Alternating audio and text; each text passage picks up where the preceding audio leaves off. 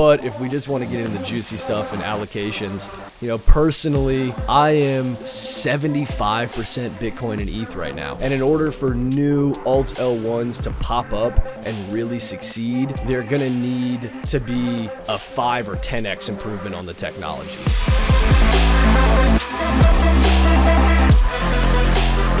All right, guys, what's going down? Welcome back to the Beat the Banks podcast. And today we have another one of Meet the Coaches episodes. This time we're not speaking to our client success director, Mr. Chris Soriano. That was last week, so if you haven't seen that, go check it out. This week we're actually speaking to, well, he should be actually presenting because he is the smoothest voice in the whole yieldfarm.com. You can hear him chuckling in the background. Mr. Jangle, welcome. Jonathan Angle, welcome to the show. How you doing, sir? Man? Yes, sir. Thanks for having me. I'm doing great. How are you? I'm really good, man. I'm always good when I hear your voice. It brings me confidence, despite you being only 23 years old. Or are you now 24? Where are we at? 23. 23 years old and a master of yield farming. Master of the DeFi universe. So what we want to do today, guys, just like we did in the last episode, is for you to get to understand our coaching team a little bit more. And Jangle's going to be sharing with you a little bit about his history. So Jangle, if we could kick things off, just with a quick overview, maybe the last 2 to 3 years, the journey that you've been on, going from someone fresh out of college, getting all geeky with computers, into the world of DeFi, and then we'll sort of evolve from there, and we'll start to talk a little bit about what you've got your eye on right now and the process that you use when it comes to sourcing yield farms, sourcing alpha, and ultimately coaching that to our team. Sound good? Yeah, sounds good. Sounds good. All right, man. Let's kick it off. So let's talk a little bit about your journey into the world of DeFi for the last, let's say, 3 years. Let's go with that time period. Okay. Yeah. On the last 3 years, I really started getting interested in specifically Ethereum and smart contracts and learning about the power of being able to build general purpose applications on top of decentralized blockchains not too long after DeFi summer. So right after I had graduated college and I studied information systems and web development and object-oriented programming, and so I had an interest in the technical side. And before that, I had heard of Bitcoin and Monero, and I was very interested in those things from a macro perspective. But as an emerging technology that you could engage with as a consumer with meaningful applications, that really started with Ethereum, obviously, and for me, a little bit after DeFi summer. Aave and Compound had already kind of popped off, and Binance Smart Chain was really starting to gain a lot of popularity because Ethereum was starting to get expensive. Obviously, there's a fixed amount of block space on each Ethereum block, so as more people started to come in, the using Ethereum, the transactions got really expensive. So Binance Smart Chain popped up, but at that point, I was still really deep in the tech, and I was like, well, why would anybody use Binance Smart Chain? That's essentially, a centralized service. It's not, this is not even DeFi at all. And then I watched Binance Smart Chain Moon, tons of developers move there, tons of capital move there. And I thought, oh, wait, like maybe there's, more to this than just understanding the technology. Maybe there's like a human element to it. Maybe what the consumers are going to want is what's going to drive the price in the short to medium term. And I'm not really going to miss that ever again. I decided right then I'm going to be able to take advantage of these capital flows and see the future the best I can in order to prepare myself for it, regardless of what the kind of optimal tech is at the exact time. So the same thing happened with Polygon essentially not too long after, and that really kicked off early 2021, March or April of 2021, when the Polygon incentive program launched, and you were able to get paid to borrow and make 3-4 digit APYs in like very reputable protocols for really like 6 weeks. And I just dove deep into that. During that time, I was working full time for a big consulting firm doing IT and cybersecurity risk type stuff, and I really just I was working from home because of the pandemic, and I started to dive deep. Anytime I didn't immediately have to be working, I was doing DeFi, and man, since then it's been Terra Luna and Avalanche and Harmony and Phantom and all of the alt L1 blockchains, really until the last few months. The alt L1 narrative really rode very strong, and I jumped from blockchain to blockchain, following VC money after VC money for pretty much all of 2021 and into 2022. And now I'm seeing kind of the landscape evolve a little bit, and probably that's not going to be the main theme of 2022, but that's kind of the last couple years. Wow. Literally, wow. The energy, Jangle, you bring to the show. I need you on it more often, man. You're bringing me up. Absolutely. So I want to talk a little bit about what you are seeing in the landscape of 2022 and beyond. I know it feels like 4 weeks in crypto is a lifetime anywhere else. I know we see the memes all the time, but we will talk about that. And if we don't jangle and we wrap up this show without doing that, then we're going to get some very, very angry subscribers. In fact, the subscriber count will probably go down, so don't let me do that. But before we get into that, I really want you to just expand a little bit more about your role at yieldfarming.com. How did you get into yieldfarming.com? What was the approach? Why did you decide to join the company? And now what is your role? How it all started is I got in contact with Chris, and he's the first team member with yieldfarming.com that I had met.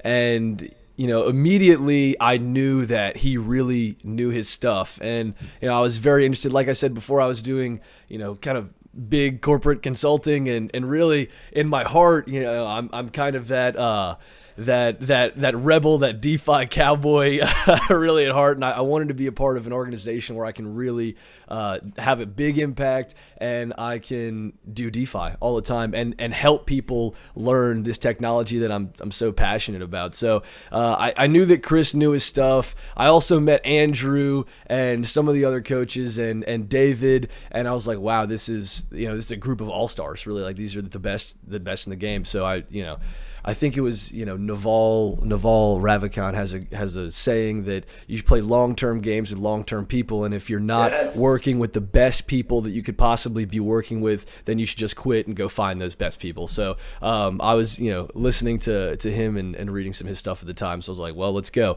So what I do at yieldfarming.com, so primarily it's to make sure that everybody in our mastermind and in our group, or that interfaces with our content, becomes a more knowledgeable, more equipped, more capable yield farmer that's better at, managing the risk in their portfolio and finding those trends and those projects that are really going to take off and have a large impact on the world and have hopefully a large impact on our portfolios as well. So that's really it. I teach classes all the time, almost every day of the week, with wonderful students in small classroom environments. I spend an absurd amount of time just reading white papers and documents and researching and trying to figure out how this technology works to some level. I'm not a smart contract engineer or an infrastructure engineer, but trying to understand it under the hood so I can relay that to our folks at yieldfarming.com and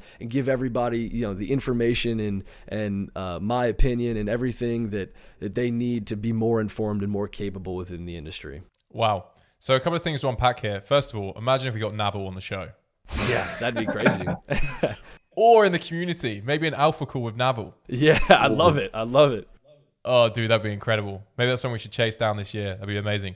And like I said, guys, we will get to 2022 landscape. But before we get into that, I just want to unpack a little bit more about what you are doing when it does come to this research, because people always ask us all the time, Jangle, when we're doing these advisory calls with people, is what are the coaches doing? What is the process they are following before they bring a farm to the table? So without going super deep down here, you already mentioned the white papers, etc. What is the process that you're typically following when you are trying to find a new farm? And how are you then making sure that you feel good about bringing it to the table? Yeah. I actually did a talk on Beat the Banks about this a couple weeks ago on Do Your Own Research and tokenomics with Chris. So I'd reference that for the deep dive. But on a high level, I'm looking for projects that are secure, that I don't think are going to be scams or rug pulls, that are secure as in there's a low probability of them being exploited. So even if it's not a malicious rug pull or something like that, it's secure. Audits and security and usually a little bit of TVL over time gives me assurance. I'm also looking for something that I believe has product market fit, because there's tons of what I call like money games, or Ponzi's is a rough word, but fancy Ponzi's, dressed up Ponzi's. Those money games, you can make a lot of money if you get in early and you get out before the music stops, but that's not really what I focus on. I think that over a multi-year time horizon, my attention and focus personally and my strategy more revolves around trying to find the projects that I think are going to be, very important critical capital rails of the decentralized financial infrastructure that I think the global economy will rely on very much in a few decades. So really trying to find those projects that have product market fit, that are solving real user problems. Like, would users pay a small amount of fees to use this application? If so, okay, I'm interested. And then on top of that, so security, product market fit. The other big thing is tokenomics, because a lot of people don't realize the circulating supply, the emission schedules of the tokens, what's the distribution look like, have there been VC funds and seed rounds and all that sort of stuff to dilute what's going to the community and what you can get your hands on. And then kind of part of tokenomics is, does the actual investable asset that you can buy, the token, does it have value accrual for this product? So there's many projects,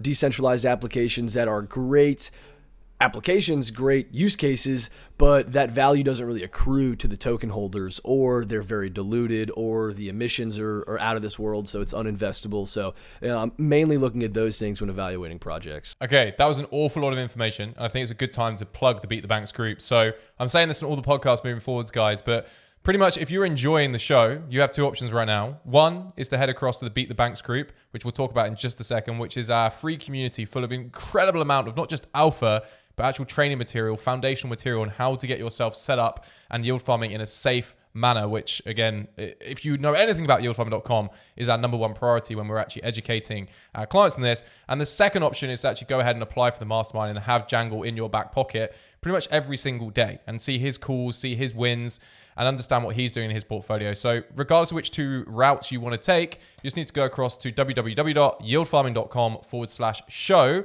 and there'll be a button to either go across and join the Beat the Banks group, or you can actually go and apply for the mastermind. So Jangle, let's talk a bit about Beat the Banks. What have you been doing in there? What's the concept behind the Beat the Banks group? How can people get more Jangle without necessarily actually becoming a full mastermind member?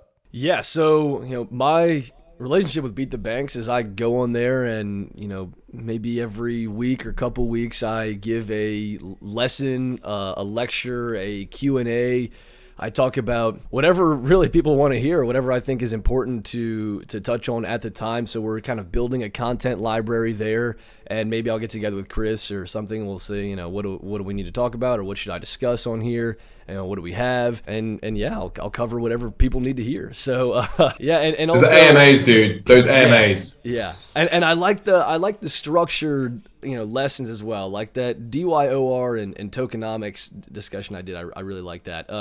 And also, people can ask questions directly and make posts there. And so I can go through and answer those, periodically and help folks directly. Yep. And you won't just be jangling there, by the way, guys. It's going to be our whole coaching staff. They're all in there ready to help you.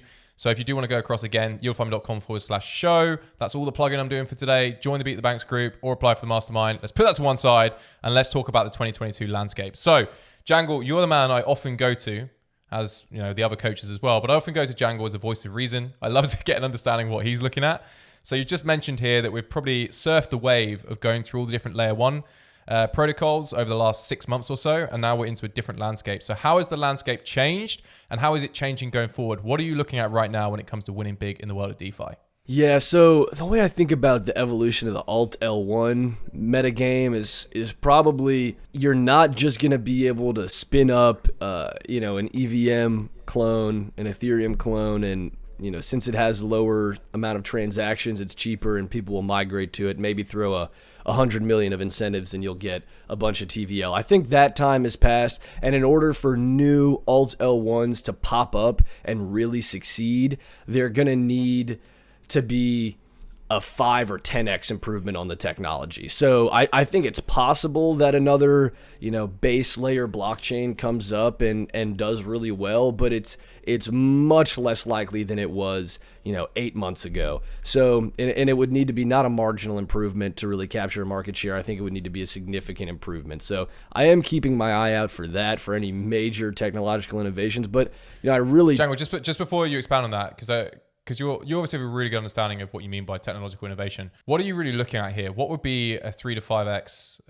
growth in the world of technology when it comes to blockchain? Yeah, well, the thing that, I would Google, I don't have too much time to get into it right now, but Google the blockchain trilemma. It's basically the idea that blockchains can optimize for security, decentralization, or throughput, right? And the higher the throughput, the cheaper the transactions. For users right now, in the immediate term, throughput is really important because you don't want to pay $1,000 a transaction. So, but oftentimes what blockchains are doing is they're either compromising on decentralization or security in order to achieve throughput, or they are just not very popular yet, so they're just cheaper because there's less demand for trying to get your transactions through, so they don't have to compromise on anything. They're essentially the same as another blockchain, but they're less popular, so they're cheaper. So, but then once they scale, they run into the same issues. So obviously that's not going to work. We're going to figure out ways to scale blockchains securely in a decentralized fashion, and that's what all these blockchains are working on and trying to find ways to do that. And so the technological innovations would be ways to achieve scalability without compromising on security or decentralization. Perfect. Amazing. So let's get back onto the topic of 2022, where things moving towards now. Yeah, so I think the issue that really issue is a big one that folks are working on solving. I think that cross-chain interoperability between all these various blockchains in a secure fashion is a problem that really needs to be solved, and projects that address users' ability to seamlessly interact with multiple blockchains, bridge their funds, cross-chain swaps, cross-chain messaging that connects smart contracts on chain A to smart contracts on chain B, they're going to have a dramatic improvement on user experience. Now, how do we do that securely? We've seen bridge hacks and things like that. Ronin just the other day, I believe the largest hack in DeFi history on the Ronin sidechain for Axie Infinity. And so... Are you shorting Axie right now? Are you going down the Zach route? I haven't. I'm really tempted to. The fully diluted valuation is huge. And there's all the money. $600 million just got yanked from their sidechain, so it's gotta fall. But I'm worried about how long that might take. It seems like it took them 6 days to discover the hack, and I haven't checked the chart this morning. But yeah, I probably should. I got a weird feeling about it, so I haven't yet. So yeah. But we got to do that securely. So cross-chain interoperability is huge. I think scaling Ethereum. Personally, I like that the Ethereum chain has prioritized decentralization and security. And the other chains, there have been other chains, and they said, well, we're going to do scalability first. We'll worry about decentralization later. I think that's a fine approach. But I think Ethereum in the space has said, we're going to prioritize decentralization and security, and we'll achieve scalability later. And that's unique, that they're really the only smart contract chain that's really prioritized that. So solutions like Arbitrum and Optimism, roll-up solutions, things that are going to scale Ethereum. If we can get lots of developers on those networks, and money goes to those networks, therefore developers go to that network, therefore more applications get built, therefore more users come, therefore more money comes. So it's kind of like a loop, right? A feedback loop. If that can continue, then I think it's going to be a big year for Ethereum. I think the merge, if it ships during this year, which I anticipate it to ship in 2022, maybe Q3 or 4, but probably in 2022. That's going to be huge. I think the macro backdrop, while it's uncertain with, war and bunch of funny money flying around, I think it's the perfect macro backdrop for, a really scaled mass adoption of Bitcoin as the reserve asset for a lot of organizations and some governments as well in their treasuries. So I think that the Bitcoin macro narrative is huge. I think that the Ethereum merge and supply shock following the Ethereum merge is huge. I think Ethereum scaling is huge. I think cross-chain interoperability is going to be humongous, and that's probably where you're going to be able to get those altcoin plays that really have a lot of potential in the interoperability space. Yeah, those are the major ones. Wow. Absolute knowledge drop and a half. So BT's digital gold is coming in. We're going all in on ETH. We've been promised these fixes to the ETH network for a while, and you're continuing to be bullish on that. Wow, that's a lot of alpha. So let's go a step deeper. Let's go even more granular. And I do want to pre-frame this by this is just a question. This is not financial, legal, or tax advice. I'm just curious to see where Jangle's mind is right now, because I think that's a really good insight into what he's thinking and what he's doing without him exposing every single move that he's making, which I think that's fair, Jangle, right? We don't want to expose everything. The guys in the mastermind see that, and we've got to keep something behind the paywall, right?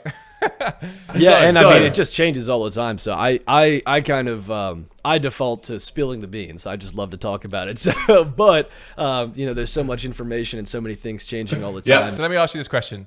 I am a first-time yield farmer. I'm coming up to the table. I have a basic understanding of DeFi, but I'm not someone who's super experienced.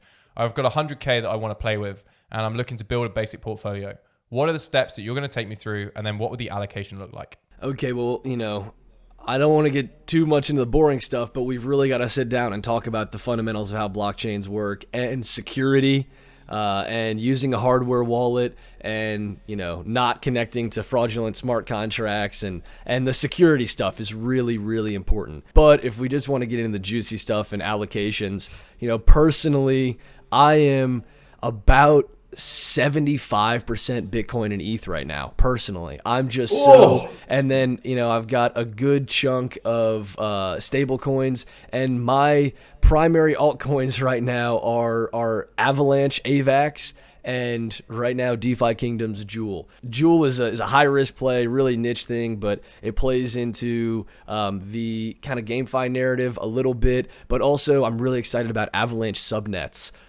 which are basically application-specific blockchains that developers can actually launch kind of in tandem with the Avalanche network. And that, I think personally, is one of those 10x technological improvements on that base L1. So I'm incredibly bullish on Avalanche if this whole subnet thing really works out well and has a good user experience. So I would say, if you're really bullish on ETH and Bitcoin like me, like my opinion is it's going to be hard to get a better risk-adjusted return than that for most people, unless you build that specialized knowledge, in which case you can have a shot at outperforming Bitcoin and ETH, because I think they're going to do so well, and their downside is not crazy right now, 30% or whatever off all-time highs. So I would never forget that Bitcoin and ETH are really, even, a lot of people wouldn't agree with me on that. They'd say just Bitcoin and then forget about everything else. But I would really say Bitcoin and ETH are a good foundation of your portfolio. And